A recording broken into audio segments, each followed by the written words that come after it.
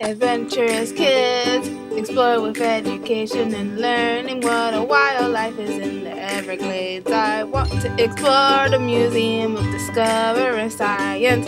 What plants do butterflies like? I want to know about Key West. Adventurous kids, learning and fun. Adventurous kids!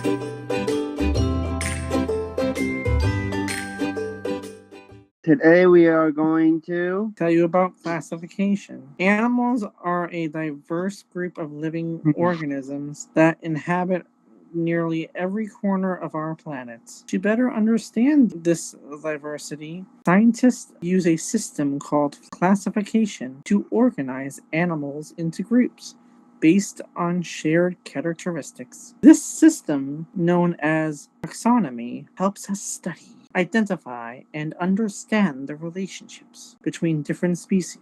The broadest classification divides all living things into domains and kingdoms, with animals belonging to the kingdom Animalia. There are several levels of groups in the classification system. The highest level groups are the largest and the most general. They contain a wide variety of living things. Those large groups are divided into smaller groups of similar organisms. The smaller groups are then split into even smaller groups, which contain organisms with even more similar features, and so on. Scientists use a special system to sort and organize all living things, like animals, into groups. This system has 8 levels, like steps on a ladder. The first and biggest group is called a domain, which separates all life into big categories. Next comes kingdom, which puts animals into their own big group. Then comes phylum, which groups animals with similar body parts, like backbones. After that is class, which splits animals further, like mammals or birds. Next is order, where animals are grouped by even more things they have in common. Then we get to family, where animals are even more alike. After that is genus, a group of animals that are super similar.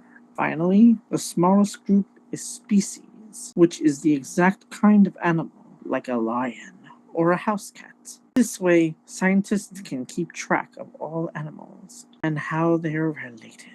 Within the animal kingdom, organisms are further divided into vertebrates and invertebrates. Vertebrates are animals that have a backbone, such as mammals, birds, reptiles, amphibians, and fish. Each of these classes has unique features. For example, mammals have hair or fur and produce milk for their young, while birds have feathers and lay hard-shelled eggs. Fish live in water and breathe through gills, while amphibians can live in both water and on land, often undergoing dramatic changes from larvae to adult forms.